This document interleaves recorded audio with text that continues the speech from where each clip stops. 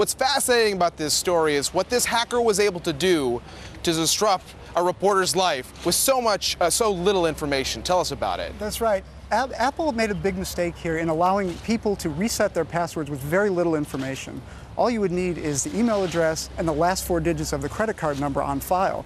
Now, as you know, that number is printed on every receipt you get. Right. It's not a very secure number. Right. When coupled with Amazon, which until this attack happened, would print that upon request.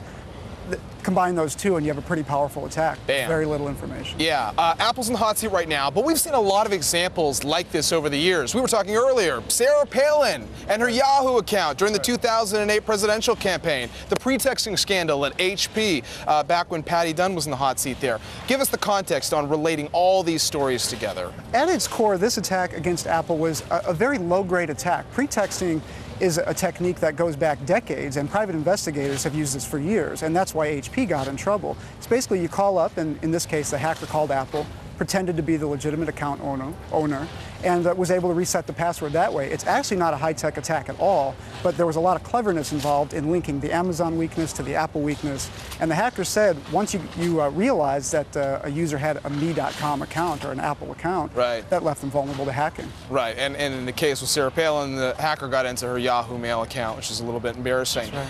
The kill switch, Jordan. You've written a lot about kill switches and why ultimately this is so much power that Apple has when somebody can hack in. Explain what a kill switch is and how important it is to Apple to have. I'm fairly obsessed with these kill switches. Okay. And we've seen it with Apple's products. Google also has them in the Android phones. It's a fairly common technology that's being deployed on mobile devices, especially now. And it gives corporations a lot of power in erasing a device when an employee leaves or if they lose their phone or whatever. So that's a very valuable thing for employees. And certainly for mobile phones, it's a valuable feature. If you lose your phone and you can't find it, you can just wipe the device and all your photos and emails and everything's gone.